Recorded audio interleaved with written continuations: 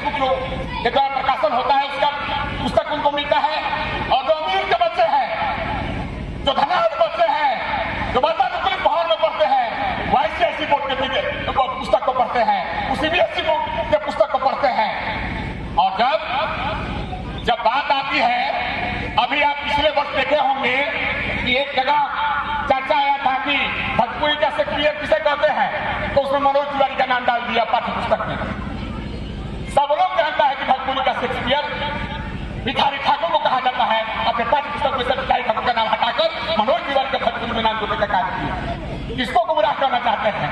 आप जानते हैं कि जिस दिन गरीब का बच्चा, जिस दिन गाँव गलियार किसान के बच्चा शिक्षित हो जाएंगे, आप जैसे लोग बहुत महारत हासिल करने में आपके कुछ सक जाएंगे। मैं गला फाड़ फाड़ के चिढ़ा देगा, मेरा उद्देश्य यह नहीं है कि मैं अपने शिक्षकों के बीच जाकर उनका समय बर्बाद करूं।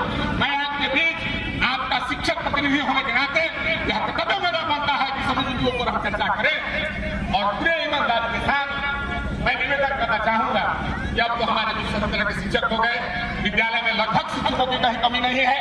आप पूरे ईमानदारी से पठन पाठन कीजिए और तनाव मुक्त होकर ही पठन पाठन करने का काम कीजिए। किसी का हिम्मत नहीं है आपका वेतन काटते। हम देखते हैं विद्यालयों में कि शिक्षक लोग बोलते हैं कि कुल्लू नहीं हुआ, हरियर नहीं हुआ, तो कोई कहता है काला नहीं हुआ। अरे भाई, एक तनाव मुक्त शिक्षक ही शिक्षा दे सकता है, तनाव रहित शिक्षक नहीं दे सकता है।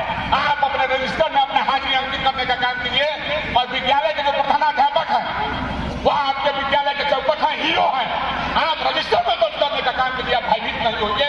एक व्यक्ति आपका वेतन नहीं काटेगा, जो वेतन काटेगा उसका बाह काट दिया जाएगा। आप तनाव मुक्त होकर शिक्षा देने का काम कीजिए विद्यालय में। और पदाधिकारी की बात है तो पदाधिकारी हमारे बीच में मीना जी के बारे में सुरेंद्र भाई बता रहे थे। हो सकता है कि शिक्षक संगठन के लोग आपके कभी गए हो मैडम, किसी कारणवश आप उनका काम न किए हो, और कभी कभी शिक्षक संगठन में और पदाधिकारियों में तनाव हो जाता है।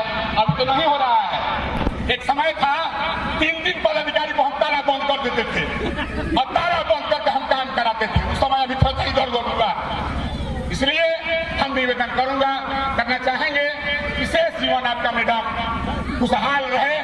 और शिक्षकों को आपने जो काम किया है इसके बारे में रहमत जी बताते थे कि बड़ी ही सहनशील और सहज स्वभाव के व्यक्ति हमारे प्रखंड शिक्षा पदाधिकारी हैं। मैं आपके उज्जवल भविष्य का कामना करता हूं और पुनः फिर शिक्षकों से कहना चाहूंगा कि जिंदगी जीने के लिए मिला है। आप डर को मन से निकालिए और आगे बढ़िए और राष्ट्रपिता महात्मा गांधी आदरणीय अम्बेडकर जी के सपना को पूरा कीजिए। हमारे बीच उन्हीं नौनिहाल बच्चे बच गए हैं जिनके माता पिता ने शिक्षा का स्वाद नहीं चखा है, जिनके माता पिता के छत पर तरपाल नहीं है।